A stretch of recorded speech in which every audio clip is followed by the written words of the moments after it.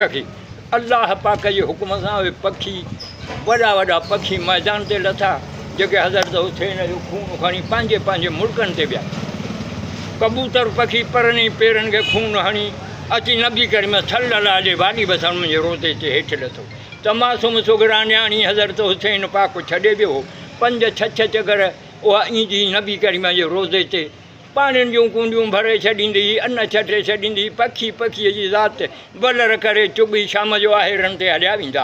हीउ जो पखी आयो पर पेर ॻाढ़ाउसि, न को थिए पाणी पी अथई, न को थिए चुगी।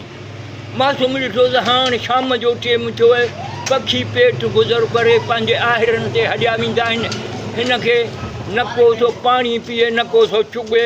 हाणे पुछेसि, हाणे सम्झ ॾींदी ढक हीअ ते।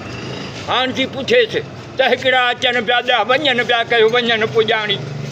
ईअं त कंहिंजा अज़ीज़ न वेठा जीअं तूं वेठो हुई। हाणे पेट गुज़र कयो, पखी वञनि हलिया। हिकिड़ा अचनि पिया, ॿिया वञनि पिया, कयो वञनि पुॼाणी। ईअं त कंहिंजा अज़ीज़ न वेठा जीअं तूं वेठो हुई। हाणे सो पखी जवाबु ॾेसि त साहिब दादी छो न जो ॾेई हा पितल खे पाणी। हीअ पारस थी पक कर मां ॼाण छॾ ॼाणी। अमाई जेको खून ॻाढ़ो बि ॾिसी, इहो तुंहिंजो पीउ हज़रत इमाम हुसैन जो आहे जेको परनी पेरनि खे हणी तोखे ॾेखारणु आयो आहियां। इहो पारस थी मां पक करे ॼाण छॾ ॼाणी। पोइ त